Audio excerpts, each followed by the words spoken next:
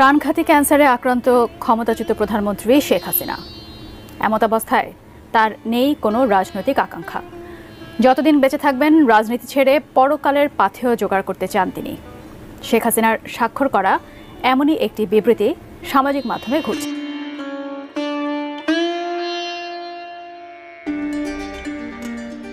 পুরো ফেব্রুয়ারি মাস জুড়ে হরতাল ও আন্দোলনের ঘোষণা দিয়েছে আওয়ামী লীগ দল।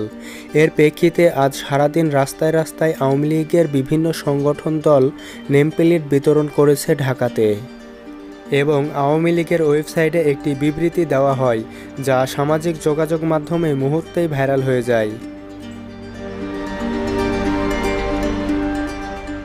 সেই বিবৃতিতে লেখা ছিল, প্রিয় দেশবাসী, আপনারা নিশ্চয়ই অবগত আছেন যে আমি শারীরিকভাবে অত্যন্ত অসুস্থ। প্রাণঘাতী ক্যান্সার আমাকে তিলে তিলে মৃত্যুর দিকে ঠেলে দিচ্ছে। আমি আজ স্পষ্ট জানাচ্ছি যে একদল লোক আওয়ামী লীগের ফেসবুক পেজ হ্যাক করে দলের নেতাকর্মীদের হরতাল জ্বালাও পোড়াওর দিকে জ্বালিত করছে। আমি বারবার বলেছি যে আমি এখন শান্তি চাই, পরকালের পাথে জোগাড় করতে চাই।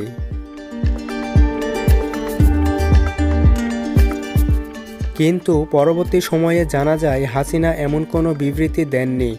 বিবৃতিতে দেখা যায় ভারতের জাতীয় প্রতীক শেখ হাসিনার নামে বাংলা ও হিন্দি সম্মিশ্রণে লেখা।